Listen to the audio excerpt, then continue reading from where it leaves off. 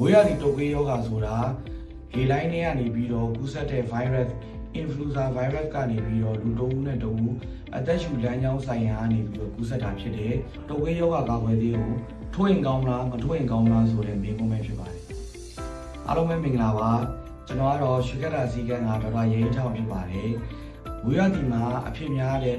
တုပ်ကွေးယောဂအကြောင်းနဲ့ဒီမွေးရသည်တုပ်ကွေးယောဂကိုဘယ်လိုကာကွယ်ရမလဲဆိုတာကိုကျွန်တော်ပြပြချင်ပါတယ်။မွေးရသည်တုပ်ကွေးယောဂဆိုတာလေလိုင်းထဲကနေပြီးတော့ကူးစက်တဲ့ virus influenza virus ကနေပြီးတော့လူတစ်ဦးနဲ့တစ်ဦးအသက်ရှူလမ်းကြောင်းဆိုင်ရာကနေပြီးတော့ကူးစက်တာဖြစ်တယ်။တချို့လူတွေမှာတော့ယောဂလက္ခဏာကပြင်းထန်နေမယ်။တချို့လူတွေမှာတော့ယောဂလက္ခဏာပြင်းထန်တယ်။နောက်ဆက်တွဲဆိုးကျိုးအနေနဲ့အဆုတ်ရောင်ရမ်းတာတွေ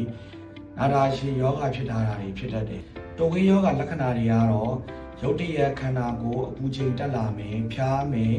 နှာစေးချောင်းဆိုးမယ်၊လေကြောင်းနာမယ်၊ကိုယ်လက်တွေနာကျင်ကြိုက်ခဲမယ်၊ကြွက်သားတွေနာကျင်လာမယ်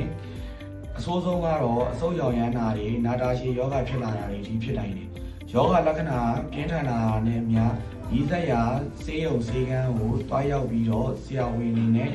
ပြသပြီးတော့ကုသသင့်ပါတယ်အခုလို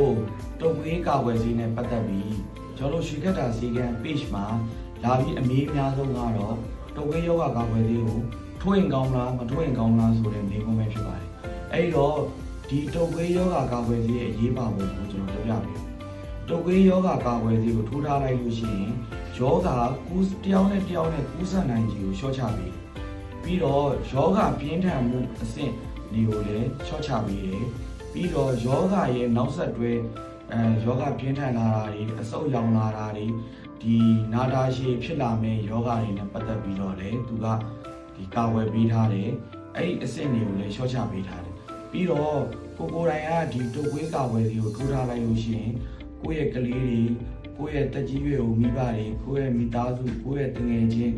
အခုလိုပတ်ဝန်းကျင်တွေကိုကိုကကာကွယ်ပေးရရောက်တယ်ပြီးတော့တုပ်ကွေးကာကွယ်ဆေးကိုနှစ်စဉ်ထိုးသင့်တယ်လို့ကျွန်တော်ကအကြံပြုပါတယ်ကျွန်တော်တို့ရွှေကတ္တာဆေးခန်းမှာတုပ်ကွေးယောဂကာကွယ်ဆေးကိုသတ်မှတ်ထားတဲ့အပူချိန်ဒီဂရီမှာထားရှိထားပါတယ်ဆရာဝန်ကိုယ်တိုင်ထိုးနှံပါတယ်ယုံကြည်စိတ်ချစွာလာရောက်ထိုးနှံဖို့ဖိတ်ခေါ်ပါတယ်အားလုံးကိုကျေးဇူးများတင်ပါတယ် Shwekata Clinic, you are here, our mission.